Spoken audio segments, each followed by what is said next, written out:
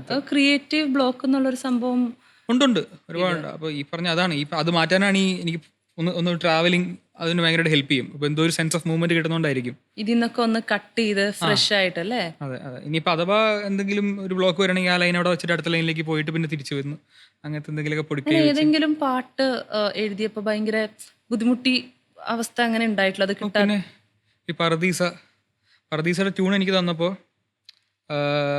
അതിനകത്ത് ഈ വാക്കുണ്ടല്ലോ, ഈ താരാര എന്നാണ് സുഷിൻ പാടി തന്നത്. ഈ താരാര എന്താണെന്ന് ആദ്യം എഴുതിയാലേ ബാക്കി അത് അവസാനത്തെ വരിയാണ്, വാക്കാണ്. അതിന് മുമ്പുള്ളൊരു 4-5 വരിയുണ്ട്. ഈ താരാര എന്താന്ന് മനസ്സിലായാലേ ബാക്കി വരി എഴുതാൻ പറ്റുള്ളൂ. പർദീസ എന്നുള്ള വാക്കുണ്ടായിരുന്നോ പാട്ടിൽ? ഇല്ല ഈ താരാര എന്ന് പാടി എനിക്ക് അയച്ചു തന്നു.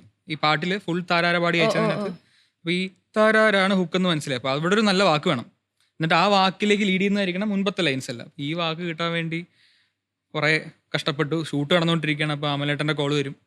അപ്പോൾ ആദ്യം റോങ് റൂട്ടിലൊക്കെ പോയി, കുറേ സ്പാനിഷ് വാക്കുകൾ തപ്പി, വേറെ കുറേ അങ്ങനത്തെ വാക്കുകളൊക്കെ തപ്പി പോയിട്ട് അവസാനം മലയാളം മതി എന്ന് തീരുമാനിച്ച് അവസാനം എങ്ങനെ ഒരു പർദീസ കിട്ടി. പർദീസിലേക്ക് എങ്ങനെ ലാൻഡ് ചെയ്തേ? ആ സിനിമയുടെ തീമിൽ നിന്നാണ് ആക്ച്വലി വന്നത്. ഈ ലിബറേഷൻ അല്ലെങ്കിൽ ഫ്രീഡം ഒക്കെ സംസാരിക്കുന്ന, ഇഷ്ടപ്പെടുന്നവർക്ക് ഇഷ്ടപ്പെടാനും ഒക്കെയുള്ളൊരു അങ്ങനെ ഒരു സാധനം ഉണ്ടായിരുന്നു. പക്ഷേ ഈ പർദീസ എന്ന് ഞാൻ ആദ്യം വിളിച്ച് പറഞ്ഞു, സുഷിനെയും അമലേട്ടനെയും വിളിച്ച് പർദീസ എന്നൊരു വാക്ക് കിട്ടിയിട്ടുണ്ടെന്ന് പറഞ്ഞു. അപ്പോൾ അത് വെച്ച് എന്താണ് ഉദ്ദേശിക്കുന്നതെന്ന് പറഞ്ഞപ്പോൾ എൻ്റെ കോൺസെപ്റ്റ് പറഞ്ഞു കൊടുത്തു. ഇങ്ങനെ ആടുന്നവർക്ക് ആടാനും പാടുന്നവർക്ക് പാടാനും ചേരുന്നവർക്ക് ഒന്നായിട്ട് ചേരാനും പറ്റുന്ന ഒരു ഭൂമി ഉണ്ടെങ്കിൽ അതാണ് പർദീസ. കുഴപ്പമില്ല എഴുതി നോക്കുമെന്ന് പറഞ്ഞിട്ട് പിന്നെ അങ്ങനെ എഴുതി. പക്ഷെ അത് ആ വാക്ക് കിട്ടുന്നതിന് മുമ്പ് കുറെ കഷ്ടപ്പെട്ടു.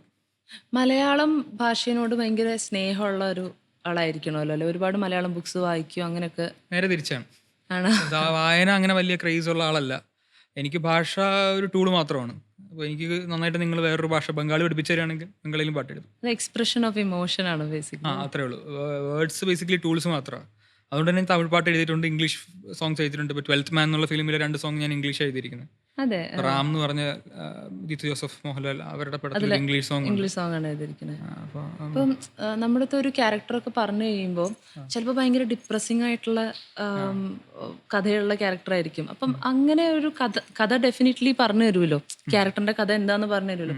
അപ്പൊ അതിനെ എഫക്ട് ചെയ്തിട്ടുണ്ടോ? ഞാൻ ഇങ്ങനെ കേട്ടിട്ടുണ്ട്, അതാ ചോദിക്കുന്നത്. അതായത് ആ ക്യാരക്ടറിലേക്ക് ചെന്ന് അത് നമ്മളെ എഫക്ട് ചെയ്യുന്ന ഒരു സിറ്റുവേഷൻ ഒക്കെ വന്നിട്ടുണ്ടോ നമ്മുടെ ഇമോഷണൽ സ്റ്റേറ്റസിന്? റെയർലി ചിലത് കാണുമ്പോൾ ചില സിറ്റുവേഷൻസ് കേൾക്കുമ്പോൾ ഭയങ്കരമായിട്ട് ഹോണ്ട് ചെയ്തിട്ടുണ്ട്.